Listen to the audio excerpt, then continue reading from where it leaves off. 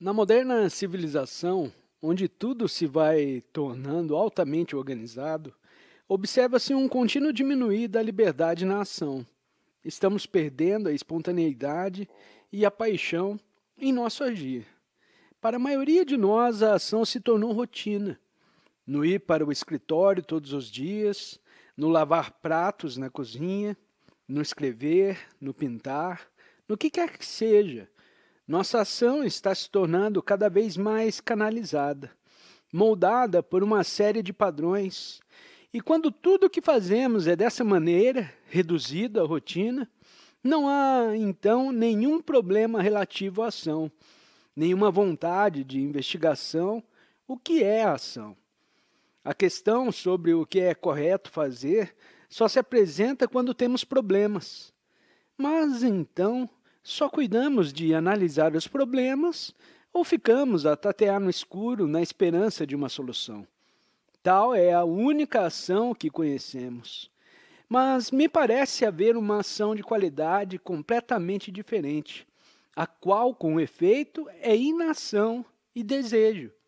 Se possível, examinar isso um tanto profundamente nessa manhã. Nunca perguntamos a nós mesmos ou tentamos investigar o que é a ação independente de nossa rotineira resposta.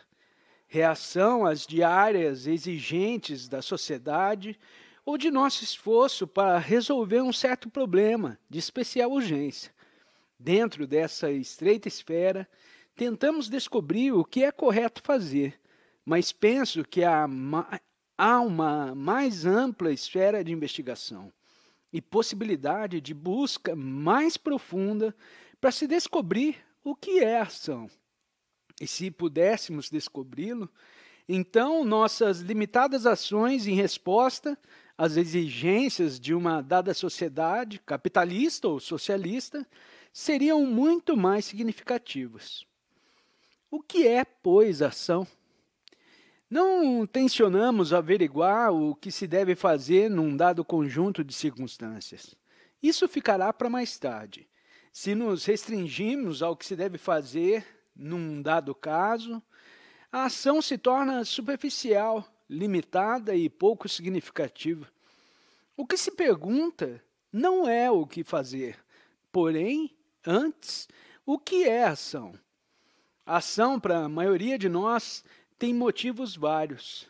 Ou visa nos ajustar a um ideal, nosso comportamento é guiado por um conceito, uma fórmula, uma ideia, e há assim um intervalo entre a ação e a ideia. Esse intervalo, essa separação, gera conflito, e com este perdemos energia. E sem energia não pode haver a verdadeira ação. A ação requer a energia da liberdade, da espontaneidade. E se a ação estiver condicionada, limitada por uma ideia, moldada em conformidade com uma fórmula ou um sistema racional de pensamento, perderá seu ímpeto próprio, sua espontânea força propulsora. Espero ter a possibilidade de explicar o que quero dizer à medida que formos avançando. Não estou falando teoricamente, como tenho acentuado repetidas vezes. Eu não acalento teorias, nem meras ideias. Em todas essas palestras, o que nos interessa são os fatos, a ação. Bom, enquanto a ação for limitada, restringida por uma ideia, ela não só cria conflito, perdendo assim energia, mas também se ressentirá da falta de espontaneidade geradora de energia. Só conhecemos a limitada energia que em nós é gerada pelo conflito, pela competição, pelo atrito. E a nossa resposta a desafio depende de um conceito, uma ideia, uma fórmula. E isso significa que a resposta é limitada, perdendo-se assim, me parece, a extraordinária vitalidade da ação. Por outras palavras, se observar a si mesmo, verá que há um conceito, uma imagem, uma ideia, de acordo com o qual está vivendo. está sempre ajustando a sua ideia a sua ação a essa ideia, criando assim atrito, conflito e perdendo energia. Mas para podermos pensar muito claramente, ser altamente sensíveis, sentir apaixonadamente a respeito de qualquer coisa, necessitamos de extraordinária energia. E me parece, portanto, que para a maioria de nós, o problema é a falta de energia interior, embora exteriormente nos mostremos muito ativos, frequentando assiduamente o escritório, fazemos trabalhos caseiros e etc. Interiormente, não temos energia suficiente para atacar um problema diretamente e resolvê-lo instantaneamente. Transportamos o problema de dia para dia, de maneira que ficamos carregados de problemas. Bem, é possível atuar sem ideia? Isto é, pode um homem viver completamente no presente? Como vimos outro dia, viver completamente no presente, dar toda a atenção ao presente, significa morrer para o passado. Isso requer percebimento não só dos momentos conscientes da mente, mas também de seus movimentos inconscientes. Temos de estar cônscios de todos os nossos pensamentos e sentimentos, de todas as nossas ações, não em conformidade com alguma ideia ou fórmula, porém simplesmente cônscios de todos eles, sem interpretação. Estar tão totalmente vivos no presente que a ação seja imediata e não um ajustamento a certa ideia ou ideal. Se estiver de veras cônscio do funcionamento de sua mente, saberá que está constantemente observando com uma conclusão, em conformidade com ela, aprovando, condenando, interpretando ou tentando modificar o que vê. Ora, se nenhuma conclusão houver, nenhuma interpretação, porém tão só observação pura, esta mesma observação é ação sem ideia. Afinal de contas, o cultivo do pensamento, ainda que necessário, não é amor. O amor, assim me parece, é ação direta e não ação deliberada e ideada. Não sei se estou transmitindo bem o que desejo transmitir. Veja, cada um de nós está necessitado de uma mutação total. Se necessita de completa transformação nas profundezas, nas raízes de nossa consciência, pois de outra maneira somos meros autômatos, vivendo num mundo insípido, superficial, cheio de conflitos e pesares, aflições, e respondendo ou reagindo apenas às mais superficiais exigências e solicitações. Para realizar essa fundamental revolução interior, precisamos investigar o que é ação. Precisamos averiguar se existe ação não ditada pelas circunstâncias, pela ambição, pelas exigências sociais, pelas ideias reformadoras, pelas pressões nacionalistas ou outras. Para descobrir se existe tal ação, acho que a pessoa precisa penetrar muito fundo em si mesma. Tão fundo que a mente possa atuar sem ser de acordo com ideias, conclusões, lembranças. E seja, portanto, capaz de viver naquele presente total que por si só modifica a natureza, mesma da ação. Quer me parecer que não estou conseguindo te transmitir nada. O que é comunhão? Eu desejo te transmitir algo que sinto ser muito importante e para isso possa ser transmitido, é evidentemente necessário haver cooperação entre nós, entre o ouvinte e o orador. Assim sendo, de que maneira cooperas? De que maneira escuta o que se está dizendo? Escuta apenas com o fito de pegar a ideia, o significado das palavras? Ou está escutando e, ao mesmo tempo, observando suas próprias reações e respostas, tanto conscientes como inconscientes? Isso é, está escutando no presente ativo ou apenas comparando o seu pensamento com o que se está dizendo? Eu desejo dizer algo que é o seguinte: a pessoa que pode viver completamente no presente, sem nenhuma ideia fixa, nenhum pensamento preconcebido, e esse viver completo no presente proporciona a tremenda energia de que se necessita para promover uma revolução total na mente. É isso que quero transmitir, e não com meras palavras. Desejo transmitir de maneira tal que sinta a sua realidade, de modo que, ao sair daqui, se tenha efetuado uma mutação, uma tremenda revolução.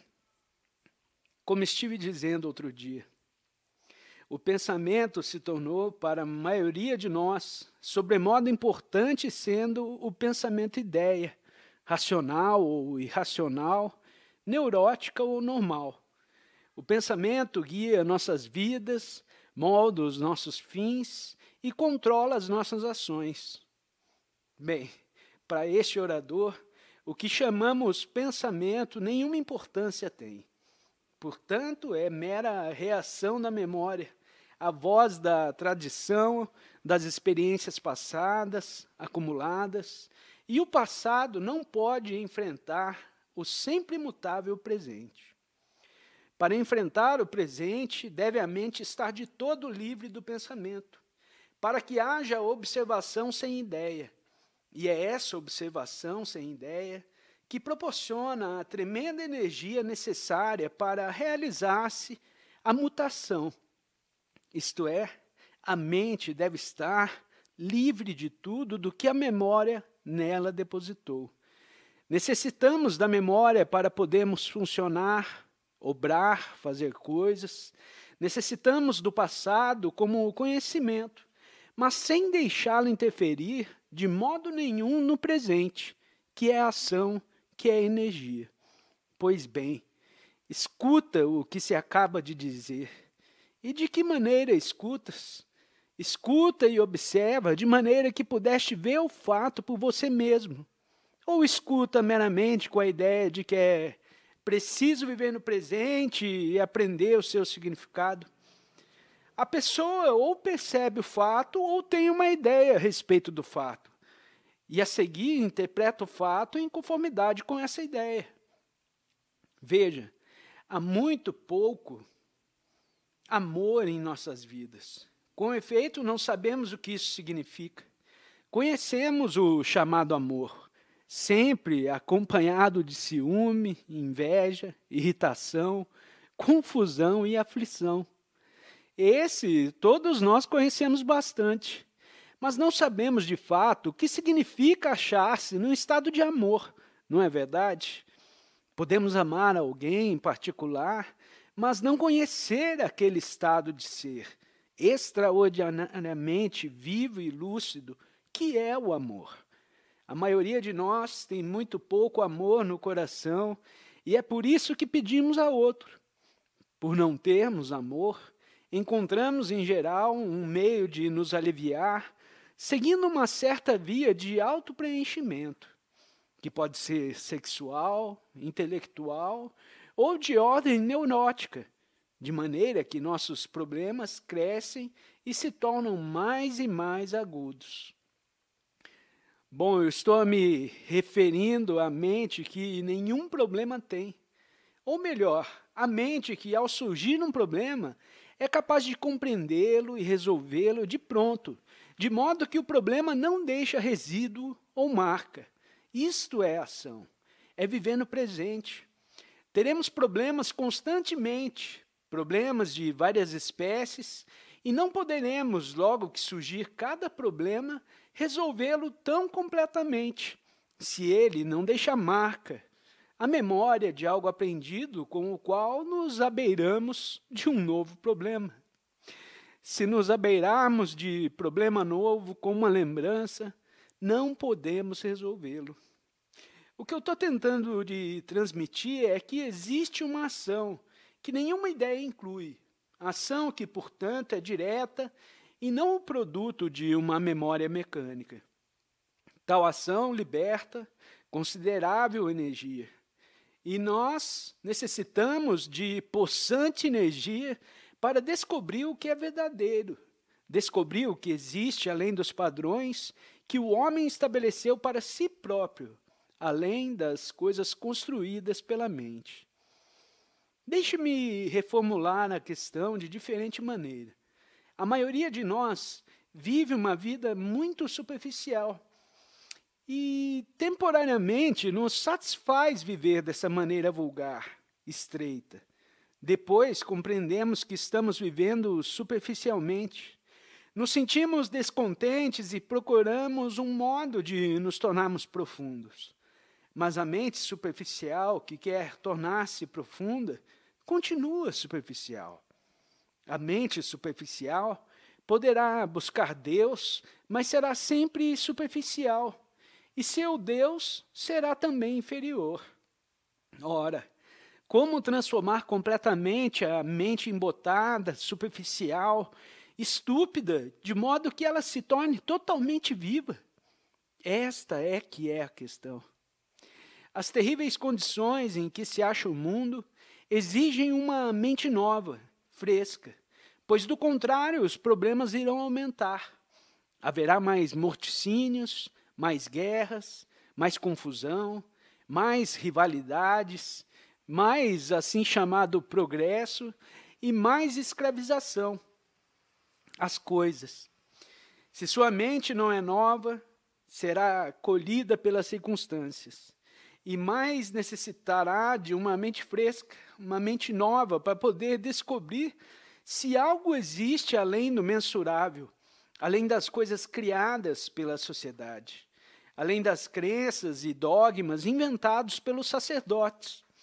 Para tanto, necessita-se de vigorosa energia, energia que não seja produto de conflito, energia isenta de motivo.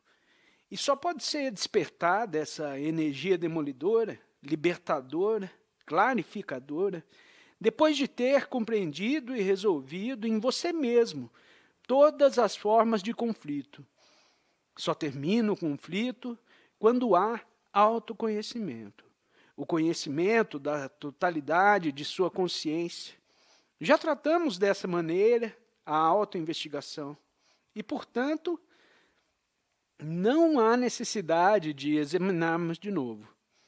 Sem amor, vivemos no sofrimento, na aflição, em conflito perene. E o amor, por certo, é sem conflito. Dirá, porventura, isto é apenas uma ideia, um ideal, um estado teoricamente perfeito, mas está enganado. Nasce o amor ao começarmos a compreender realmente a totalidade de nosso próprio ser. Assim, o importante é o indivíduo descobrir por si mesmo que se acha enredado em palavras, em ideias. Somos escravos das fórmulas, dos conceitos e da percepção desse fato. Altera a própria natureza da ação. Na mutação da ação, há a paixão, que é energia. E com essa energia, que faz parte do amor, que faz parte da criação, tem a mente possibilidade de ingressar num estado jamais concebido ou formulado por ela própria, num estado desconhecido.